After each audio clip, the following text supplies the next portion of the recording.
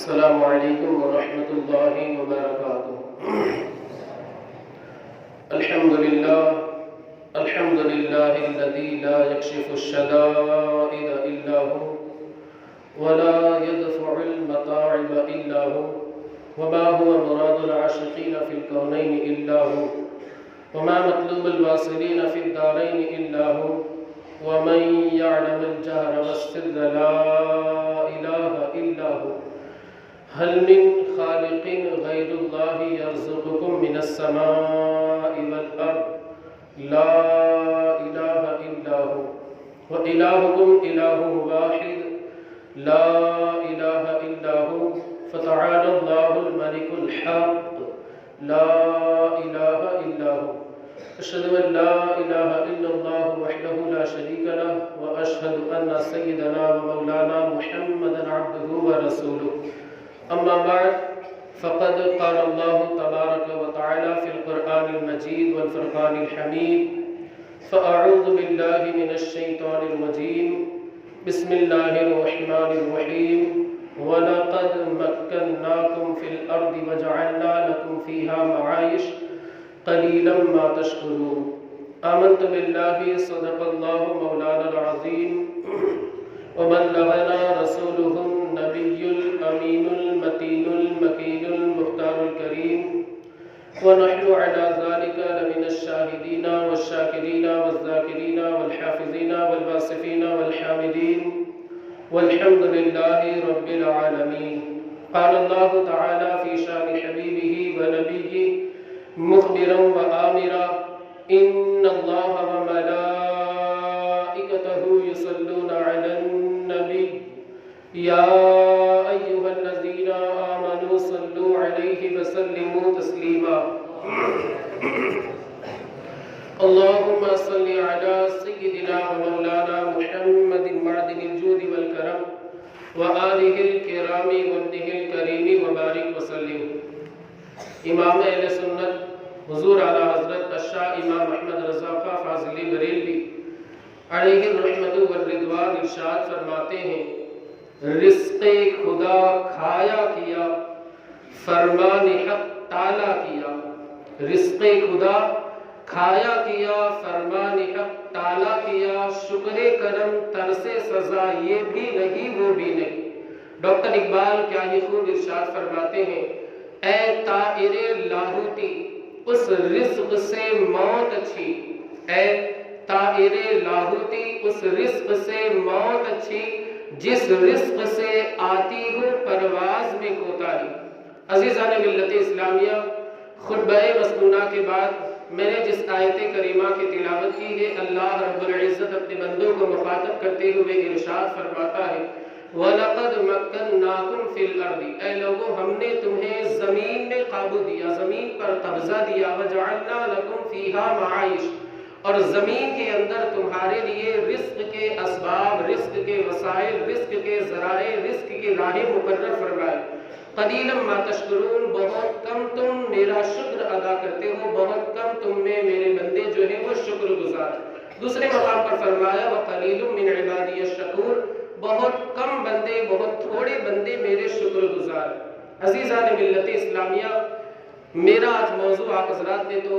پڑھا ہوگا اس میں، اور آپ کو پتہ ہی ہوگا تجارت کے فضائل اور جدید کرنسی۔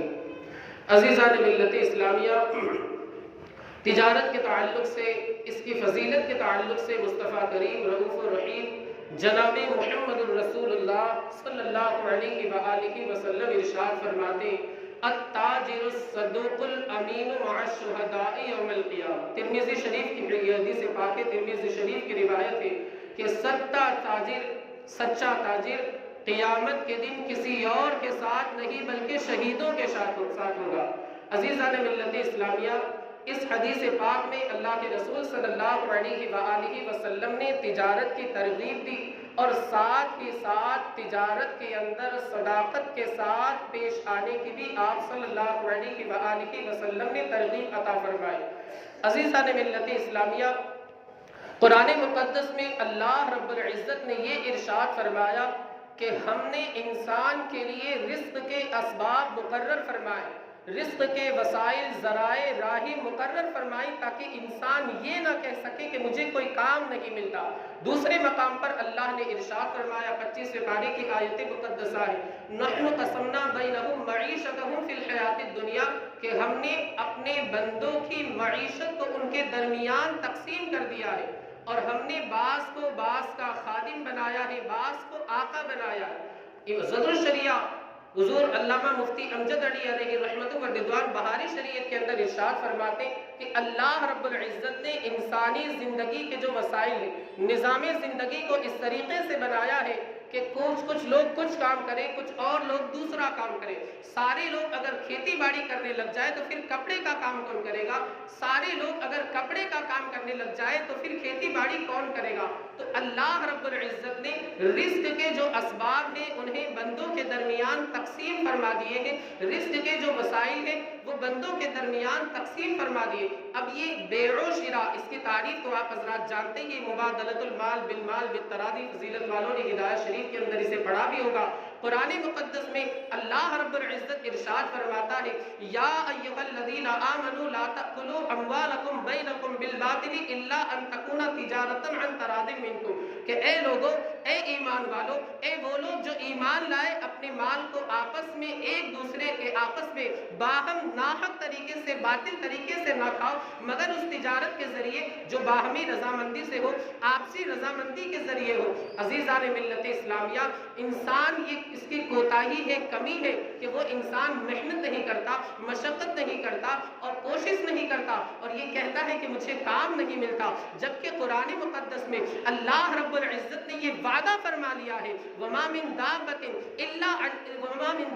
فِي الْأَرْضِ إِلَّا عَلَى اللَّهِ رِزْقُهَا، کہ روئے زمین پر اللہ رب العزت نے کسی جاندار کو ایسا پیدا نہیں فرمایا، کوئی ایسا جاندار نہیں ہے جس کا رزق اللہ رب العزت کے ذمہ کرم پر نہ ہو۔ میرے دوستو، اللہ رب العزت نے وسائل مقرر فرمائے، اللہ رب العزت نے اسباب مقرر فرمائے ہیں، اللہ رب العزت نے بندوں کو راہیں بتائی ہے، لیکن میرے دوستو یہی انسان اگر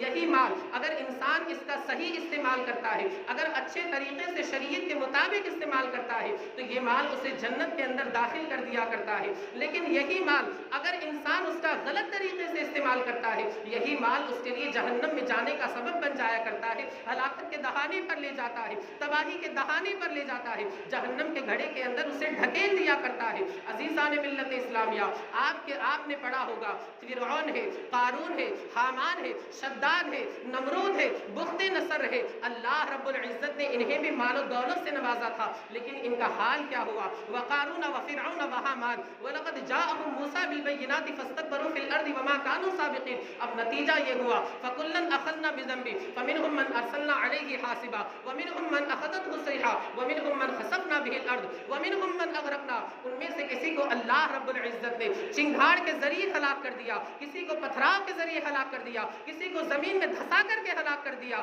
اور کسی کو سمندر کے اندر دھسا کر کے ہلاک کر دیا، اسی مال کی بنیاد پر۔ فرعون نے خدائی کا دعویٰ کر دیا تھا، کہا تھا فقال انا ربکم الاعلی، اللہ اکبر۔ یہ مال انسان کے لیے وبال جان بھی بن سکتا ہے، ہلاکت کا سبب بھی بن سکتا ہے۔ اللہ رب العزت نے پھر ان لوگوں کی گرفت فرمائی، اور کیوں نہ ہو کہ میرے رب کا فرمان ہے، ان بطش ربک لشدید۔ دوسرے مقام پر اللہ فرماتا ہے ان اخذہ علیم شدید، ان کو تباہ و برباد کر دیا گیا، ان کو ہلاک و برباد کر دیا گیا، اور یہ دنیا کا عذاب ہے، یہ دنیا کی ہلاکت ہے، آخرت کا عذاب باقی ہے۔ اللہ فرماتا ہے ولا عذاب الآخرت اشد وابقى، آخرت کا عذاب باقی رہنے والا ہے، آخرت کا عذاب بڑا سخت ہے، آخرت کا عذاب بڑا شدید ہے، اور پھر اس کے بعد اس کا حال یہ ہوگا، اس سے کہا جائے گا ذُقْ إِنَّكَ أَنْتَ الْعَزِيزُ الْكَرِيمُ۔ آج اپنے مال کا وبال چک، بڑا معزز بنتا تھا، بڑا مکرم بنتا تھا، بڑا عزت والا اپنے آپ کو تصور کرتا تھا، آج اپنے انجام کو تو پہنچ، آج تیرا وبال تو اس کا،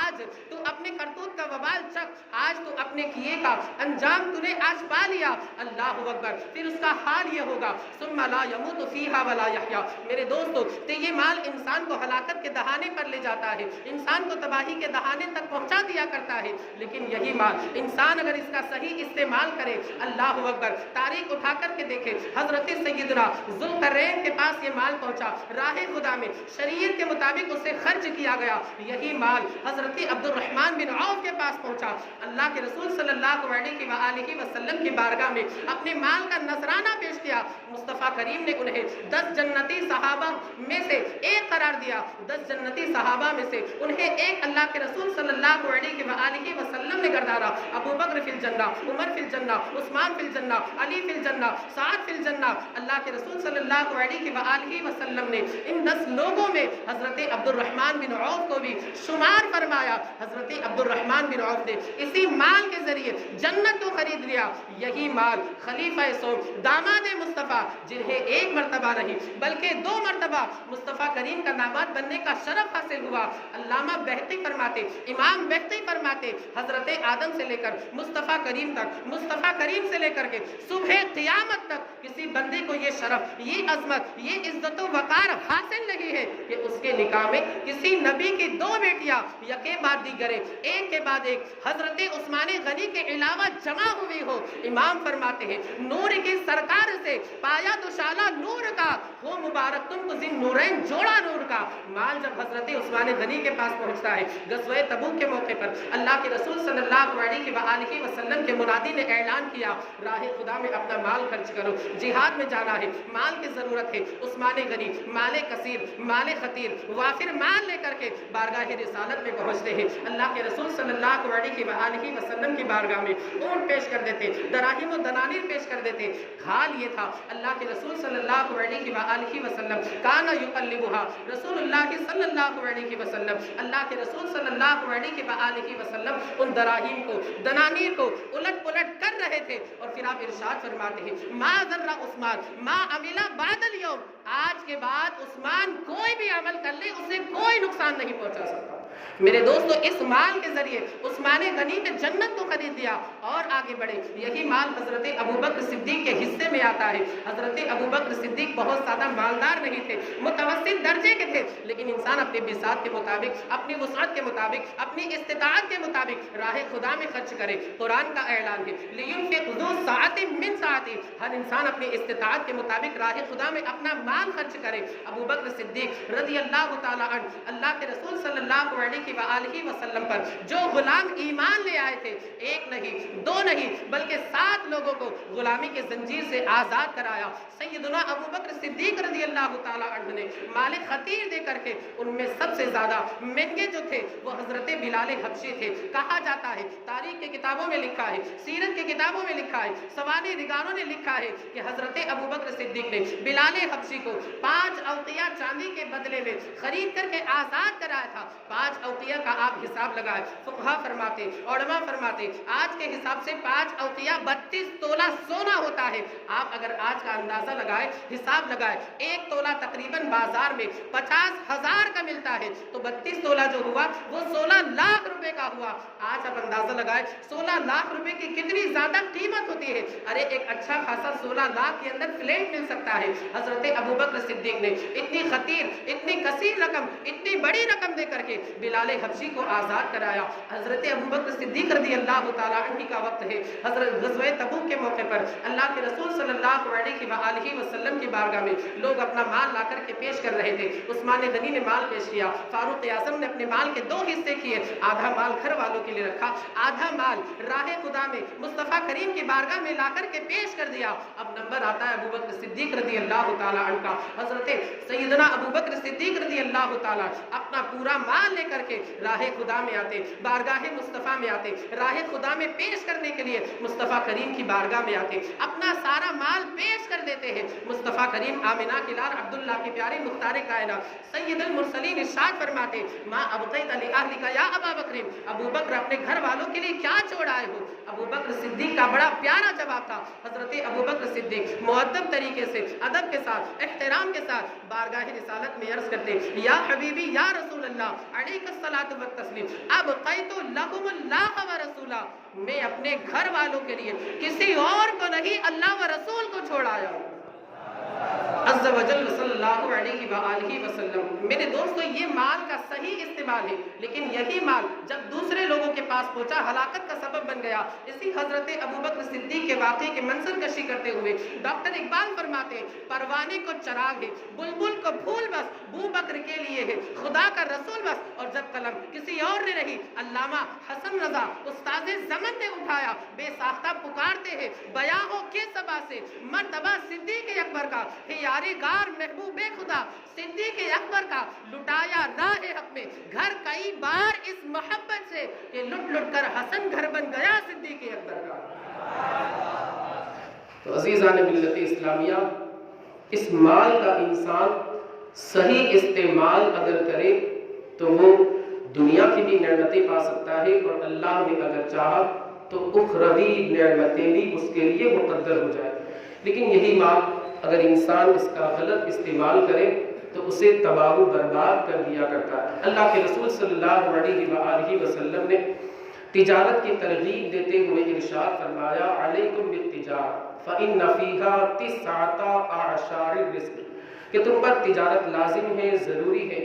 اس لیے کہ اللہ نے رزق کے 10 طریقے مقرر فرمائے، 10 حصے مقرر فرمائے، اور ان 10 حصوں میں سے 9 حصے کسی اور چیز میں نہیں بلکہ تجارت میں رکھے۔ اس حدیث پاک سے اللہ کے رسول صلی اللہ علیہ وآلہ وسلم نے تجارت کی ترغیب اپنی امت کو دی، اور آپ ذرا سوچیں انبیاء کرام علیہ الصلوۃ والتسلیم کی تاریخ کا مطالعہ کریں۔ انبیاء کرام بھی تجارت کو اپناتے تھے۔ حضرت سیدنا آدم علیہ نبینا وعلیہ الصلوۃ والتسلیم پہلے کھیتی باڑی کر پہلے کپڑے کی تجارت کرتے تھے، پھر اس کے بعد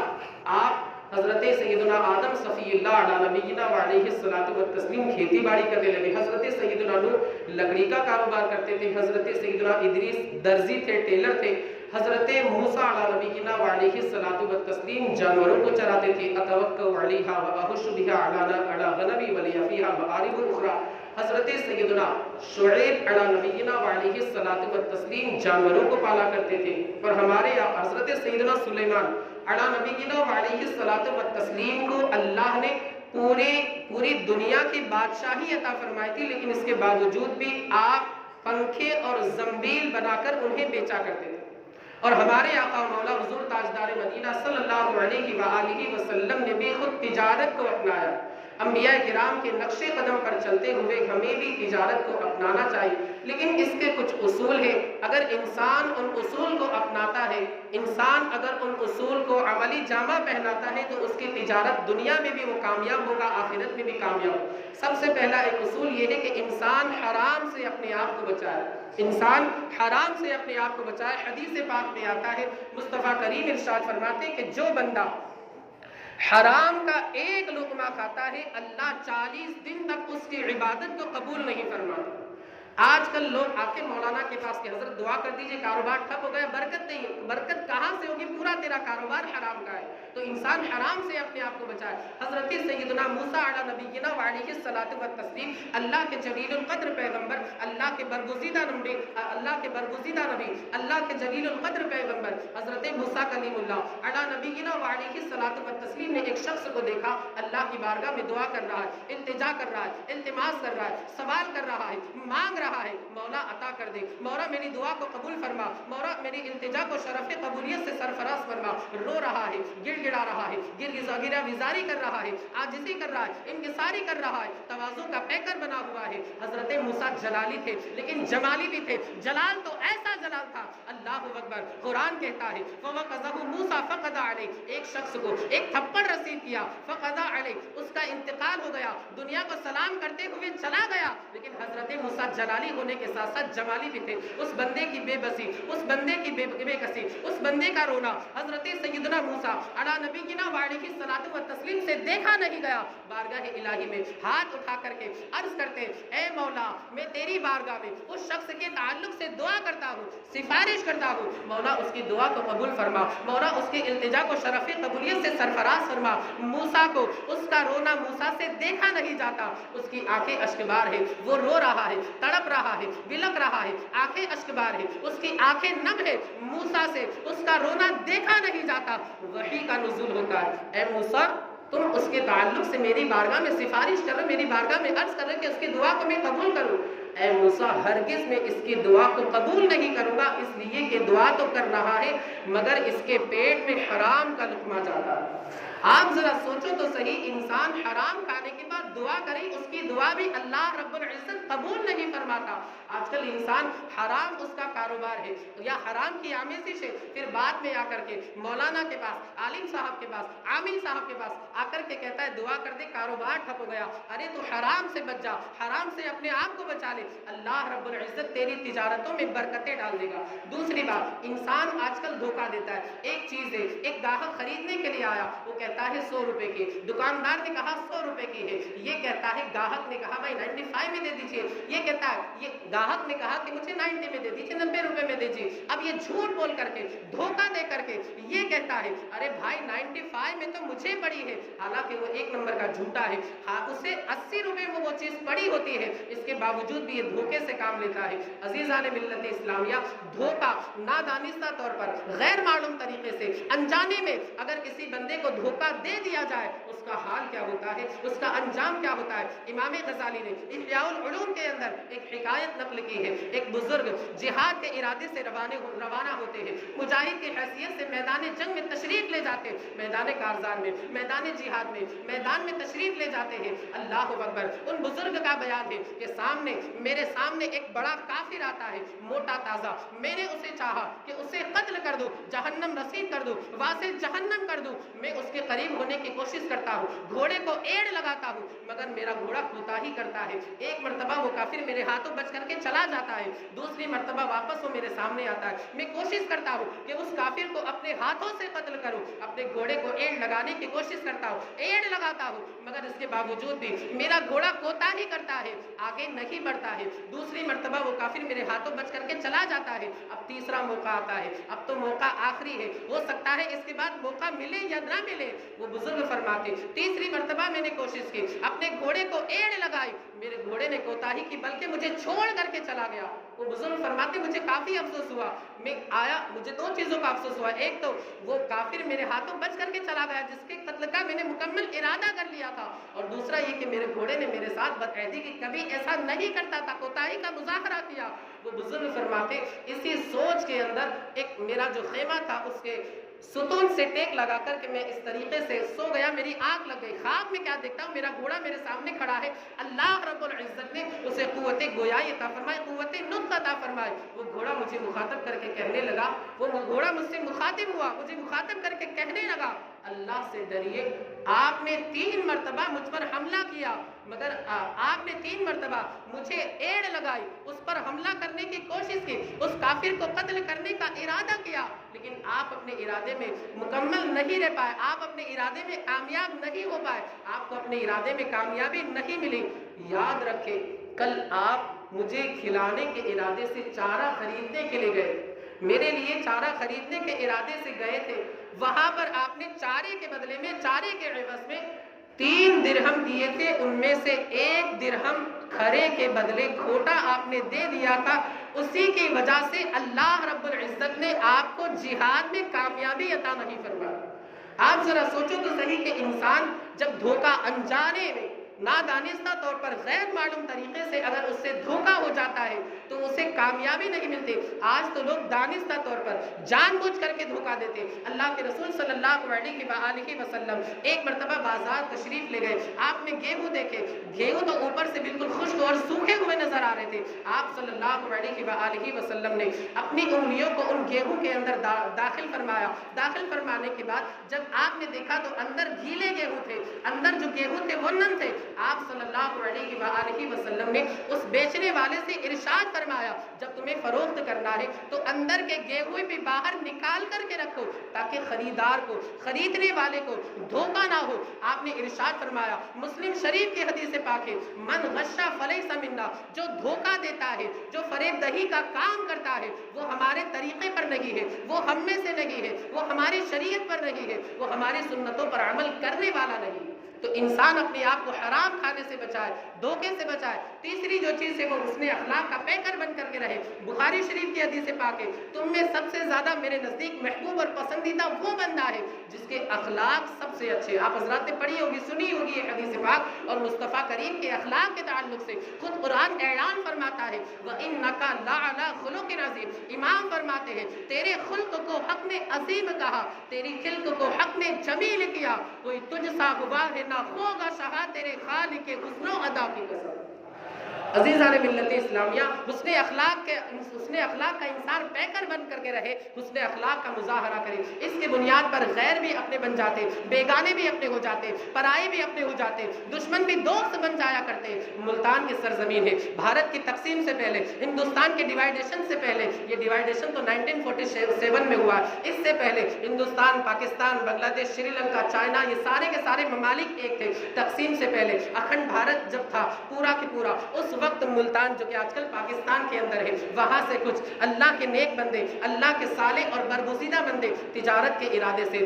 چائنا کے اندر آئے، فلپائن کے اندر آئے، اسی طرح جاوا کے اندر آئے، اپنا سامان تجارت لے کر کے فروخت کرنے کے ارادے سے، بیچنے کے ارادے سے چائنا وہ لوگ تشریف لائے، لین دین کا معاملہ ہوا۔ ظاہر سی بات ہے، بالکل انجان لوگ ہیں، انجان ملک ہے، غیر مسلموں کا ملک ہے، غیر مسلموں سے سامنا ہوا، لین دین ہوا، آمنا سامنا ہوا۔ انہوں نے دیانت کی بنیاد پر، صداقت کی بنیاد پر، امانت کی بنیاد پر، دیانت داری کی بنیاد پر، سچائی کی بنیاد پر چند دنوں کے اندر ان لوگوں نے اس طریقے سے تجارت کے فریضے کو انجام دیا شریعت کی روشنی میں کہ وہ غیر مسلم چند مہینوں کے بعد ایک نہیں، دو نہیں، ان کے اخلاق سے متاثر ہو کر سینکڑوں غیر مسلم مسلمان بن گئے۔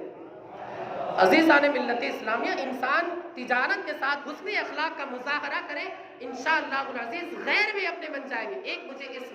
یہ جو حسن اخلاق ہے اس کے تعلق سے ایک اور بات یاد آئی، موضوع سے تھوڑا ہٹ کر کے، کہ انسان آج بھی اگر کوشش کرے تو انشاءاللہ غیر مسلم کو بھی اللہ رب العزت ایمان کی دولت سے مالا مال کر دے گا۔ آپ حضرات نے سنا ہوگا، شاید سنا، گوانتانامو بے جیل،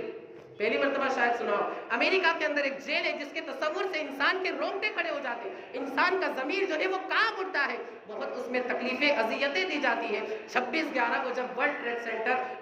جسے WTC کہا جاتا ہے، ورلڈ ٹریڈ سینٹر پہ حملہ ہوا، ظاہر سی بات ہے جو بھی حملہ ہوتا ہے اس کے جو دوشی ہوتے ہیں، اس کے مجرم ہوتے ہیں، اس کے قصوروار مسلمانوں ہی کو ٹھہرایا جاتا ہے۔ نتیجے میں امریکہ نے کئی افغانیوں کو پکڑ کر کے جیل کے سلاخوں کے پیچھے ڈال دیا، مقید کر دیا، انہیں جیل کے اندر بند کر دیا۔ جیل کا ایک جیلر تھا، اس نے دیکھا اس کا دل جو تھا مسلمانوں کے تعلق سے زہر سے بھرا ہوا تھا، اس کا یہی تصور تھا، لوگوں سے اس نے اپنی قوم سے، اپنے مذہب والوں سے یہی سنا تھا کہ مسلمان بڑا درندہ ہوتا ہے، مسلمان بڑا ظالم ہوتا ہے، مسلمان بڑا خونخوار ہوتا ہے، مسلمان بہت ظلم و زیادتی کرنے والا ہوتا ہے، ظلم و زیادتی کا پیکر ہوتا ہے۔ لیکن اس جیلر کا بیان ہے، اس جیل کی نگرانی کرنے والے کا بیان ہے، اس نگراں کا بیان ہے، میں نے دیکھا کہ بچے کو بھی لایا گیا ہے، بوڑھے کو بھی لایا گیا ہے، نوجوان کو بھی لایا گیا ہے۔ ایک نوجوان کو میں نے دیکھا وقت ہونے پر نماز میں کوتاہی نہیں کرتا، نماز کو پابندی کے ساتھ ادا کرتا ہے، وقت مقررہ پر قرآن مقدس کی تلاوت کرتا ہے۔ اس سے میرے تعلقات ہوئے، میں نے اس سے کانٹیکٹ کیا، میرے اس کے ساتھ تعلقات ہوئے۔ چند ملاقات کے بعد وہ کہنے لگا ملاقات بعد میں ہوگی، آپ کے حسن اخلاق سے میں اتنا متاثر ہوا ہوں کہ فوراً اپنا ہاتھ نکال کر کے کلمہ پڑھا کر کے مجھے اپنے اسلام میں داخل کر دیجیے۔ میرے دوستو، آج بھی ہو جو براہیم سا ایما پیدا، آگ کر سکتی ہے انداز گلستہ پیدا۔ یہ موضوع سے تھوڑی سی ہٹ کے بات کی، حسن اخلاق کی ایک بات مجھے یاد آ گئی تھی۔ آج کل انسان کہتا ہے ہم حسن اخلاق کا مظاہرہ کریں گے تو ہم غریب ہو جائیں گے، ہم حسن اخلاق کا مظاہرہ کریں گے تو ہماری تجارت ٹھپ ہو جائے گی، ہم حسن اخلاق کا مظاہرہ کریں گے تو ہمارا کاروبار نہیں چمک پائے گا۔ ارے نادان، مصطفیٰ کریم صلی اللہ علیہ وآلہ وسلم کے طریقے کو اپنا لے، تیری تجارت بھی چمک جائے گی، اور انشاءاللہ اللہ نے چاہا تو ایک اگر فسق کرنے والا ہے اسے ہدایت نصیب ہو جائے گی، کفر کرنے والا ہے وہ اسلام کی دولت سے مالا مال ہو جائے گا۔ تو اپنے آپ کو انسان اگر تجارت کے فریضے کو انجام دینا ہے یا ویسے بھی عام حالات میں انسان اپنے آپ کو حسن اخلاق سے آراستہ کرے، حسن اخلاق سے مزین کرے، حسن اخلاق کا پیکر بن کر کے رہے، حسن معاشرت کا لوگوں کے ساتھ برتاؤ کرے۔ عزیزان ملت اسلامیہ، چند باتوں پر بس اپنی گفتگو کو 5 منٹ کے بعد انشاءاللہ العزیز ختم کر دوں گا۔ ایک اور چیزیں ہمارے مسلمانوں کے اندر، 3 چیزیں تو میں نے بتائی، ایک اور چیز ہمارے مسلمانوں کے اندر بالکل سرایت کر گئی ہے، وہ ہے سود خوری۔ مصطفیٰ کریم اس کے تعلق سے ارشاد فرماتے، اس کی کہ انسان اگر سود خوری کرتا ہے، سود کا لین دین کرتا ہے، قیامت کے دن اس کا حال یہ ہوگا کہ ایک نہر، خون کی نہر، آپ صلی اللہ علیہ وآلہ وسلم نے معراج کے موقع پر دیکھا، ایک خون کی نہر ہے، اس کے درمیان ایک بندہ ہے، وہ قریب آنے کی کوشش کرتا ہے، نہر کے قریب کچھ لوگ کھڑے ہوئے پتھر وغیرہ لے کر کے اسے زور سے پتھر مارتے، پتھر کی ضرب کی بنیاد پر وہ نہر میں واپس چلا جاتا ہے، خون اور پیپ کی نہر۔ مصطفیٰ کریم نے حضرت سیدنا جبریل علیہ الصلوۃ والتسلیم سے پوچھا کہ یہ کون ہے؟ حضرت سیدنا جبریل نے بارگاہ رسالت میں عرض کی یہ وہ لوگ ہیں جو آپ کی امت میں سود کا لین دین کیا کرتے ہیں۔ تو خدا را انسان کو اگر تاجر بننا ہے، سودی لین دین سے اپنے آپ کو بچائے۔ اللہ کے رسول صلی اللہ علیہ وآلہ وسلم ارشاد فرماتے کہ سود کا جو گناہ ہے اس کے 70 حصے، سود کا جو گناہ ہے اس کے 70 حصے ہیں، ان میں سے ایک جو اس کا سب سے ہلکا حصہ ہے اس گناہ کا، وہ اپنی ماں سے زنا کرنے کے مترادف۔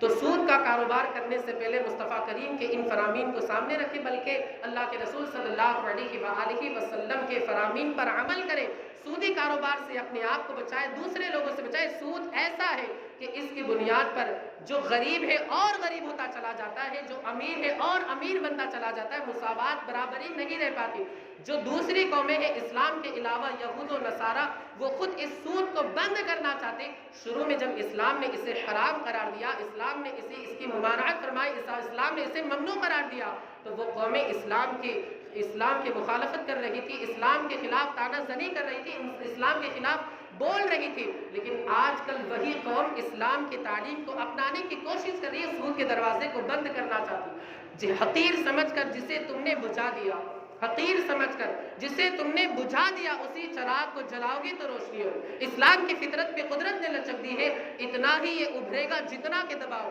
عزیزان ملت اسلامیہ، حجۃ الوداع کے موقع پر اللہ کے رسول صلی اللہ علیہ وآلہ وسلم نے سود کو حرام قرار دے دیا۔ اس کے بعد خلفائے راشدین کا زمانہ آتا ہے۔ حال یہ ہوتا ہے حضرت عمر بن عبدالعزیز کے زمانے میں ساری جو ناجائز آمدنیاں تھی، جو ظلم و زیادتی تھی، ان کے سارے دروازے بند کر دیے گئے تھے، سودی لین دین وغیرہ سارے کے سارے ناجائز جو کام تھے وہ بند کر دیے تھے۔ مسلمانوں کی معاشی حالت یہ ہو گئی تھی، حدیث پاک کی پیشین گوئی کے مطابق جو میرے آقا مصطفیٰ کریم نے ارشاد فرمایا تھا، ایک زمانہ ایسا آئے گا زکوٰۃ دینے والا زکوٰۃ لے کر کے نکلے گا لیکن کوئی لینے والا نہیں ہوگا۔ حضرت عمر بن عبدالعزیز کے سنہرے دور کے اندر وہ زمانہ آیا۔ تاریخ کی نگاہوں نے دیکھا، حضرت یحییٰ بن سعید فرماتے افریقہ کے اندر اللہ حضرت عمر بن عبدالعزیز نے مجھے زکوٰۃ دینے کے لیے بھیجا، وہاں کے فقیروں کو، مسکینوں کو، محتاجوں کو، کوتا دستوں کو، ضرورت مندوں کو جا کر کے میں زکوٰۃ کی رقم دے دوں۔ میں وہاں زکوٰۃ لے کر کے پہنچا، زکوٰۃ کا کوئی حقدار اور مستحق نظر نہیں آتا تھا۔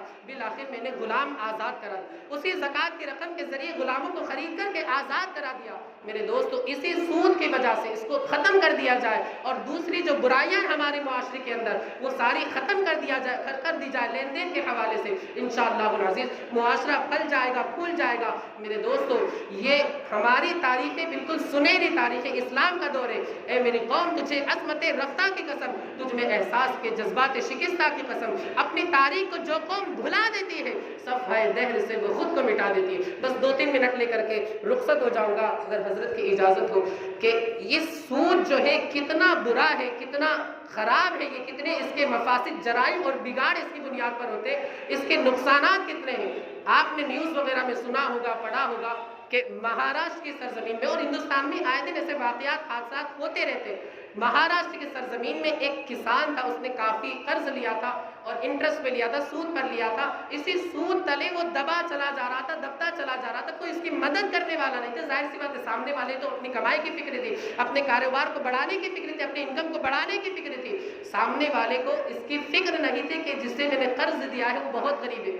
ایک دن ایسا آیا کہ پریشان ہو کر کے اس نے اپنا کمرہ گھر بند کیا اور اپنی پوری فیملی کے ساتھ جل کر کے، اپنی پوری فیملی کے ساتھ اس نے فیملی کو جلا دیا، خود بھی جل کر کے خودکشی کر دی۔ یہ سود کی ایسی تباہی ہے، میرے آقا مصطفیٰ کریم نے آج سے 1450 سال پہلے ہی اس سے روک دیا تھا، اس کے سارے دروازوں کو بند کر دیا تھا۔ آج دیگر قومیں بھی اسے بند کرنا چاہتی ہے، اسلام کی تعلیم پر انہیں عمل کرنا ہوگا۔ ہمیں چاہیے کہ ہم آقا کریم صلی اللہ علیہ وآلہ وسلم کی سنتوں کے مطابق زندگی کے شب و روز گزارے۔ ایک تاجر کو تو ایسا ہونا چاہیے، ایک تاجر ایسا ہونا چاہیے کہ هل ادلکم علی تجارت تنجیکم من عذاب علیم پر عمل کرتے ہوئے اپنے آپ کو ایسی تجارت اپنائے کہ اپنے آپ کو وہ تجارت عذاب علیم سے بچانے والی ہو، دردناک عذاب سے بچانے والی ہو۔ ایک تاجر کو تو ایسا ہونا چاہیے، ان اللہ اشتری من المؤمنین انفسهم واموالهم بان لهم الجنہ پر عمل کرتے ہوئے اپنی جان، اپنی مال، اپنا دل وغیرہ کہیں اور نہیں، اس کا سودا، ان تمام چیزوں کا سودا کہیں اور نہیں، بازار مصطفیٰ میں کر دینا چاہیے۔ پھر اس کا حال یہ ہوگا فاستبشروا ببیعکم الذی بایعتم بہ، تمہارے لیے بشارت ہو، خوشخبری ہو، مزدئے جافزا ہو۔ اللہ اکبر، وہ بندہ وانفقوا مما رزقناکم من قبل ان یأتی احدکم الموت، موت سے پہلے، حیات کے وقت، زندگی کے اندر اپنا مال راہ خدا میں کثرت سے خرچ کرے، اللہ رب العزت اس سے راضی ہو جائے، اس کی تجارت سے راضی ہو جائے، آخری وقت اس کا آئے، فرشتے اس کے پاس آئے، ملائکہ اس کے پاس آئے، عظمتوں کا جام لے کر کے، رفعتوں کا یہ جام اس کے سامنے پیش کرے، یا ایتھا النفس المطمئنہ ارجعی الی ربک راضیۃ مرضیہ فادخلی فی عبادی وادخلی جنتی۔ پھر اس کے بعد اس کی روح قفس عنصری سے پرواز کر جائے، قبر کے جو سوالات تھے اس کے منازل سے وہ گزر جائے، مراحل اس کے لیے آسان ہو جائے، ما دینک من ربک ما کنت تقول فی شان ھذا الرجل، وہ عرض کرے، قبر میں سرکار آئے، قوم قدموں میں گروں، گر فرشتے بھی اٹھائے تو میں ان سے یہ کہوں کہ اب تو پائے ناز سے میں اے فرشتوں کیوں اٹھوں، مر کے پہنچا ہوں یہاں اس دل ربا کے واسطے۔ اگر اس نے تجارت کو اچھے طریقے سے انجام دیا، تجارت کے فرائض کو اچھے طریقے سے انجام دیا، پھر فرشتے ان سوالات میں کامیاب ہونے کے بعد اس سے کہے نم کا نومۃ العروس، سو جا، ایسے سو جا جیسے دلہن سوتی ہے۔ پھر اس کے بعد جب حشر کا وقت ہو، میں نے شروع میں حدیث پاک پڑھی تھی، اللہ کے رسول صلی اللہ علیہ وآلہ وسلم نے ارشاد فرمایا تھا التاجر الصدوق الامین مع الشہداء یوم القیامہ۔ ان آیات پر عمل کرتے ہوئے اگر اس نے صداقت کے ساتھ، دیانتداری کے ساتھ، امانت داری کے ساتھ، سچائی کے ساتھ، مصطفیٰ کریم کی سنتوں کے مطابق تجارت کو اس نے انجام دیا ہے، تجارت کے فرائض کو اس نے انجام دیا ہے، التاجر الصدوق الامین مع الشہداء یوم القیامہ، ایسے تاجر کا حشر کسی اور کے ساتھ نہیں، شہداء کے ساتھ ہوگا۔ اب امام فرماتے ہیں وہ تو نہایت سستا سودا بیچ رہے ہیں جنت کا، ہم مفلس کیا مول چکائے، اپنا ہاتھ ہی خالی ہے۔ عزیزان ملت اسلامیہ، اللہ عز و جل کی بارگاہ میں دعا ہے ہمیں آپ کو اور ساری دنیا کے خوش عقیدہ مسلمانوں کو مصطفیٰ کریم صلی اللہ علیہ وآلہ وسلم کی سنتوں کے مطابق زندگی کے شب و روز گزارنے کی توفیق رفیق عطا فرمائے۔ نکالی سینکڑوں نہریں کے پانی کچھ تو کم ہوگا، مگر پھر بھی میرے دریا کی طغیانی نہیں جاتی، ورق تمام ہوا اور مدح باقی ہے۔ ایک سفینہ چاہیے اس بحر بے قرار کے لیے، انداز بیان گرچہ بہت شوق نہیں ہے، شاید کہ تیرے دل میں اتر جائے میری بات۔ استغفر اللہ ربی من کل ذنب واتوب الیہ، وآخر دعوانا ان الحمد للہ رب العالمین۔ السلام علیکم ورحمۃ اللہ وبرکاتہ۔